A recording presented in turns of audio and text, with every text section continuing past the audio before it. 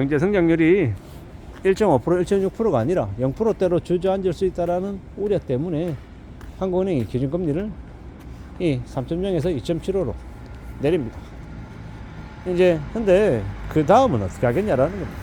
미국은 기준금리를 내릴 기미가 안 보이는데 한국만 저렇게 기준금리 내려서 이제 1.5% 간격이던 게 1.75%로 기준금리 격차가 더 벌어집니다. 문제는 그 다음입니다. 한국은행이 장롱 존재가 환율을 내팽개치고 물가를 내팽개치고 경제 성장률 저지를 위해서 기준금리를 인한 그 이유가 어떻게 되겠냐라는 겁니다. 참 암담하죠. 그 다음에 또 내릴 겁니까? 2.5로? 그 다음에는요 2.25로 또 내리겠습니까? 미국과 한국의 기준금리 격차가 자꾸 벌어지면 벌어질수록 한국의 경제적인 충격, 위기의 부담은 더 커진다라는 건 부인할 수 없는 사실입니다. 이렇게까지 이제 가다 보면요 나라 경제가 망하는 건 피할 수 없는 사실이죠. 아니 그 정도 해도 나라는 안 망해 뭐 이렇게 얘기합니다. 나라가 안 망할 수 있죠. 나라는 건재하겠죠.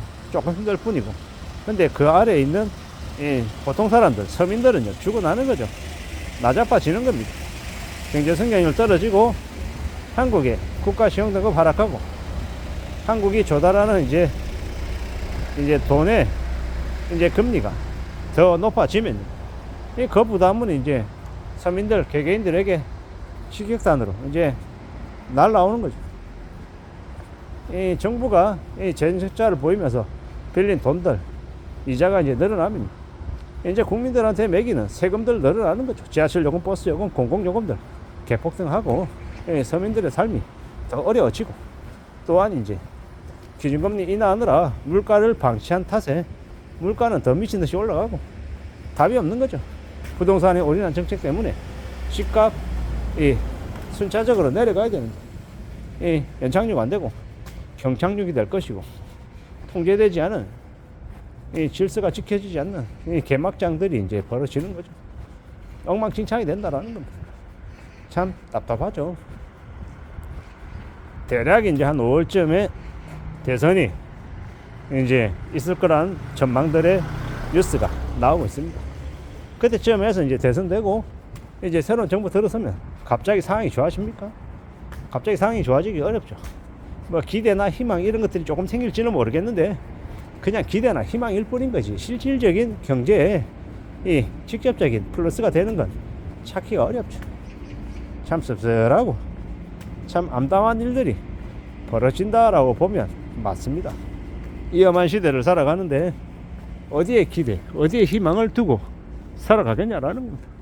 그런 희망과 기대가 어쩌면 사치일 수 있겠다라는 생각이 듭니다. 살아가는 게 쉽지 않은데 참 이 정부가 기업이 앞으로의 사업 방향이나 이 전략들이나 여러 가지들을 갖춰 나가고 움직여야 하는데 그런 것들이 가능할까 싶은 거죠. 그런 것들이 안 보일 것 같다라는 생각에 이 걱정이 앞선다라는 겁니다. 참 많이 고민하고 많이 생각하고 많이 우려해야 될 것 같습니다. 결국은요 각자 도생이 빈말이 아닌 이제 개개인들에게 더욱더 절실한 단어가 되어가는 것 같습니다. 살아가는 게 쉽지 않고 힘겹고 막막하고 더 두려운 거죠. 그런 두려움, 그런 공포 이런 것들이 극심해지겠다라고 봐야 될 것 같습니다. 살아간다라는 게 절대로 수월하지 않다라는 거죠. 결국은 개개인들이 이제 다 감당하고 다 이제 짊어져야 될 이제 무게다라고 봐야 되는 거죠. 그 어느 누구도 이 험악한 현실을 이 단숨에 해결해 줄 수 있는 그런 히어로 영웅 따위는 없다라고 봐야 됩니다. 막막할 것이고 답답할 것이고 앞이 더욱더 안 보인다라고 생각해야죠. 이런 현실을 우리가 어떻게 견디며 지낼 수 있을까요? 가능하긴 할까라는 생각이 듭니다. 모르긴 몰라도 우리가 앞으로 살아가는 현실들은 더 빡빡하고 더 힘겨울 것 같습니다. 그래서 더 이제 신경 쓰며 지내야겠죠. 절대로 소홀하지 않다라는 거, 만만하지 않다라는 거 인정하며 지내야 될 것 같습니다. 정신 바짝 차리고 살아가야죠. 함부로 믿어서는 안 되겠습니다. 지금의 이 험난하고 험악하고 답답한 상황들이 꽤나 오래 지속될 것 같다라고 봐야 되겠습니다. 사실상 물가는 통제 안 된다라고 봐야 되죠.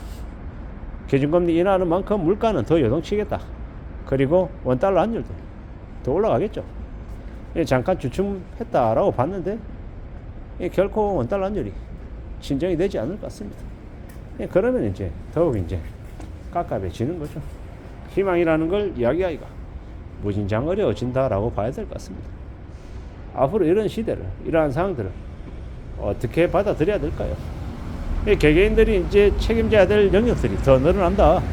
개인의 부담이 더 많아진다. 라고 생각하고 그에 대한 대비를, 그에 대한 대응을 해야 된다라는 겁니다. 참 답답할 수 있겠다라는, 암담할 수 있겠다라는 생각이 듭니다. 그 어느 누구든 살아가는 게 쉬우니까 몇이나 되겠냐마는 아마도 앞으로 그런 부담이나 우려나 염려가 더 커질 것 같다라는 것에 우리는 관심을 가져야 될 것 같습니다. 사는 게 쉽지 않다라는 거, 어렵다라는 거, 인정하고 받아들여야 된다라는 거.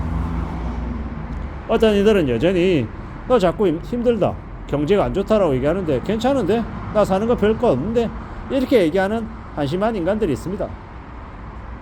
앞으로의 세상이 어떻게 흘러가는지 안 보이는 사람들이 있다라는 겁니다. 정말 형편이 좋아서 그러면 다행인 건데 그렇지 않다라고 하면 그러면 이제 고민해야 될 것들인 거죠. 참 살아가는 게 소홀하지 않은데, 쉽지 않은데 다들 너무 만만하게 생각하는 것 같습니다. 만만하게 생각하는 이들이 그런 이제 이 안이란 생각이 그에게 또 나름의 메시지를 주겠죠.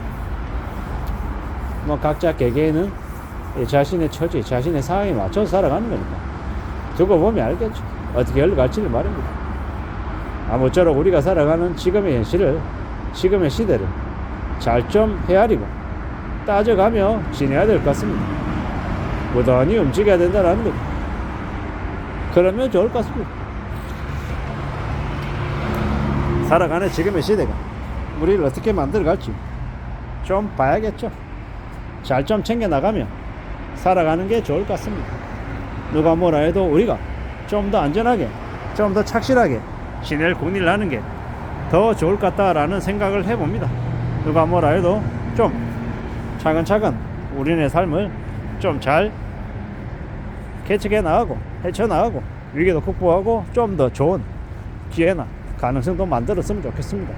살아가는 지금의 시대, 정부가, 기업이 기회를 더 만들어주고 더 가능성을 얘기하기가 어려울 것 같다라는 생각을 해봅니다. 그런 시대에 우리가 살고 있음을 잘 인지하고 지내야 될 것 같습니다. 이상입니다.